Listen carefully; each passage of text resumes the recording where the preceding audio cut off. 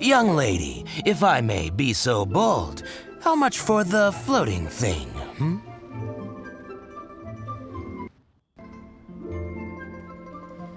Paimon's not for sale!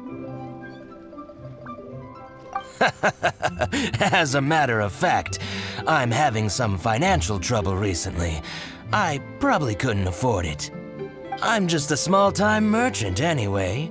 I don't deal in rare and exotic treasures.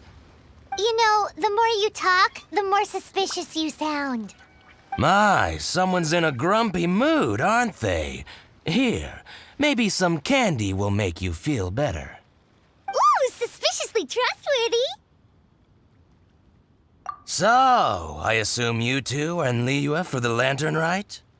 This year's Mingxiao lantern is supposed to be a sight well worth the wait. The plastrite that will lift the lantern into the air is the largest in 20 years. It's big enough to make you wonder if the fabled floating city in the clouds really does exist. I guess it must just be held up by a similarly sized chunk of plastrite. Sounds awesome! I hope our paths cross again. Welcome to Liyue. Well, I can't speak for the whole of Liyue Harbor, but you're always welcome in my store, at least. Wow, so many stalls! Here, there, everywhere! I've got a bunch of interesting gadgets, all from my time.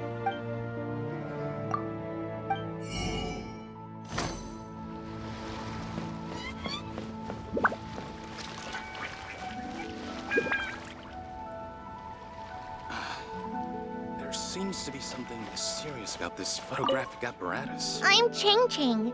I just donated Dolly. She's my rag doll. Last night in my dream, Dolly told me her wish was to fly up into the sky and see the view. So I gave her to the lady over by the big deer lantern. Dolly's wish will come true now.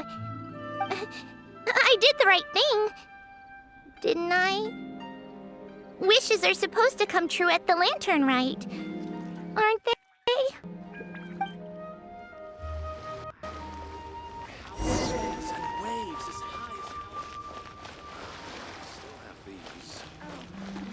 Welcome.